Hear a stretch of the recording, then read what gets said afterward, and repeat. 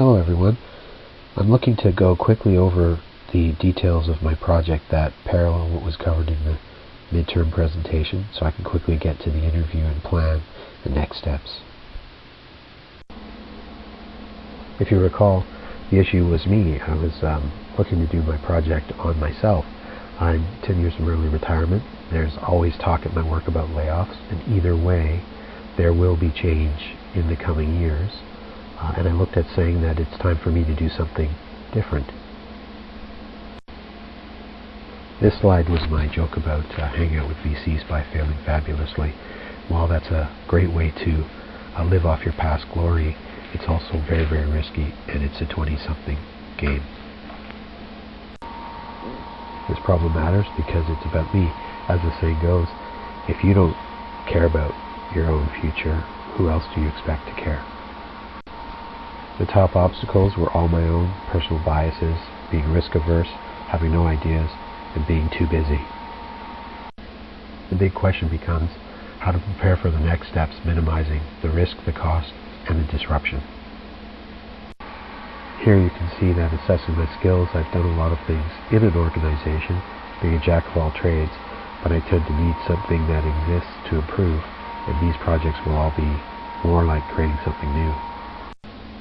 To summarize the midterm discoveries was that I wanted to do a coding camp for kids, create an idea generation and funding website, and look at consulting for mid-range companies where the owners want to retire but don't want to dismantle their legacy.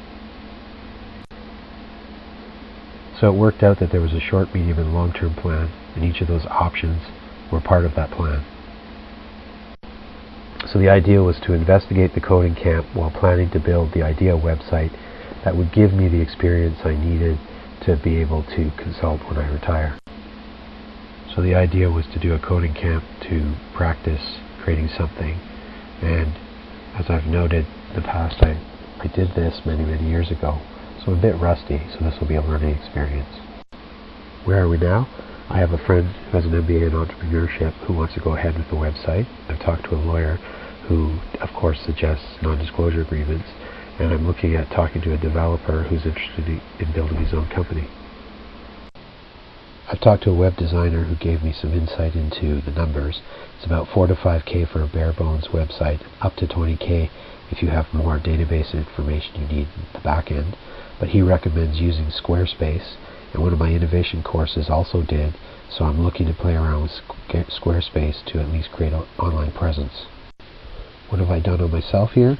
I've looked at SWOTs, I've done some free online coding, looking at them for fun and for ease. I've looked at a tinkering Coursera course which talks about taking things apart as a learning exercise for children. I've also looked at the innovation course which is about idea generation. Also, as part of the innovation course, I've done a self-analysis from the opportunity analysis canvas. Here's an example of one of the tests which rates me at 34 for individualism and 28 for collectivism out of a possible 40. There's a whole series of tests that you can take on that website. I've also talked one-on-one with some of you, getting feedback on how to look at things from different perspectives and feedback on how to try out ideas for your own companies. And when I do talk about the coding camp with some of you, you seem genuinely excited about it. So the solution was looking at a model similar to a typical summer camp where you have teens running the camp for younger children. You build up a group of people who have a skill set who graduate into becoming the counselors. What are some of the advantages? Come on, a coding camp sounds fun, doesn't it? And also for me, starting something like this small that could be handed off, it's a good solution because if it doesn't work out, there'll be a lot of learnings about websites, coding, and that's invaluable learnings even if the project is a failure.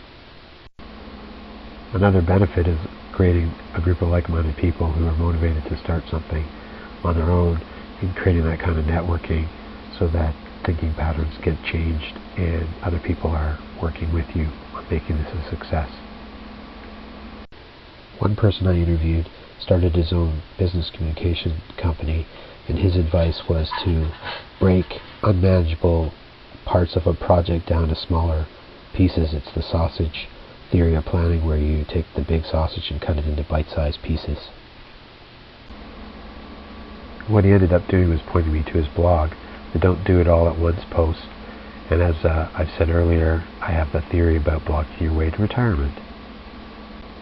I've also talked to a principal that I went to school with, and he's given me insight into what to do with community hours for high school students, possibly starting with a volunteer model, moving to non-profit or profit, but starting definitely with volunteer work. I have someone looking at insurance for profit versus non-profit as well as vulnerable person requirements, and I've looked at what existing coding classes will charge based on their overall course rate divided by their hours. It's the $45 to $65 an hour range. I talked to various people who code or work with code and are interested in doing something outside of their work. When I mention the coding camp idea, they actually light up about it. So it seems to be like the Friendship DNA guy explained. It's networking, it's creating people who support your idea. So the plan is to get people to look at funding options and vulnerable people requirements, looking into Squarespace, doing an online survey to see if people are willing to put their credit cards down. There are a lot of free coding sites out there and free coding camps, so I'll be competing with the concept of free. I'm going to explore the Kano tool. I'll get my first run in August to try it out with my nephew, and this will be a picture of us building Lego. This is my test subject. He's 5 years old, and he will be the one I test run Kano with. There's a lot of funding right now for women in coding and training, and I have a friend who's interested in rating some of these sites for the fun, the interest, the skill required. There's also a lot of stuff out there for free. The Code Monkey is a good example of a child's coding site. I'm also collecting articles that talk about how important coding will be in the future. Here's one that says that in London alone there's going to be 300,000 digital worker shortage by 2020. And this article talks about coding as being a requirement of an MBA program so that tech managers understand technology. I'm gathering these articles so that I have a base of material to refer to if there's future funding opportunities. Some other next steps are talking to a principal at an alternative school about volunteer after-school courses and doing the Friendship DNA self-assessment personality quiz to look if there are other like-minded people that I can grab for who are interested in teaching coding to kids. I also look to do some meetups, and I'm looking for more investigation of funding options. And to tie into that, I need to figure out what the best structure is. So I'm investigating all options: profit, non-profit, volunteer-based, and profit-sharing opportunities. Some of these non-profit online coding sites will offer up their editing tools so that you can create your own lessons. I'll be looking to create some kind of feedback with them so that our needs are covered and they get the benefit of us using their tools. eFactor is an online site that has tools for startups. I'm going to look at using that to the best of my ability, and I have to look at cheap brick and mortar options because if I'm going volunteer and non-profit, costs need to be low. I have to do more research with the vulnerable people requirements and start to move towards incorporation so that I can look at insurance for getting government grants for teens. So there's a lot of legwork to be done, but you can see that the first steps are getting people excited and on board. And as I said from the Friendship DNA person, there seems to be a lot of things that you just have to get on top of and keep on track of and keep progressing every day. I wanted to thank you all for being a sounding board for my ideas. You can talk to me in email or post in the LinkedIn group if you want to see any of these links, and I will be starting a blog to keep track of my progress. I presented this in the midterm presentation, but these are websites and blogs that I go to that talk about starting up your own company and have motivated me in the past. Again, I wanted to say thank you for your time, and I look forward to looking at your presentations as well.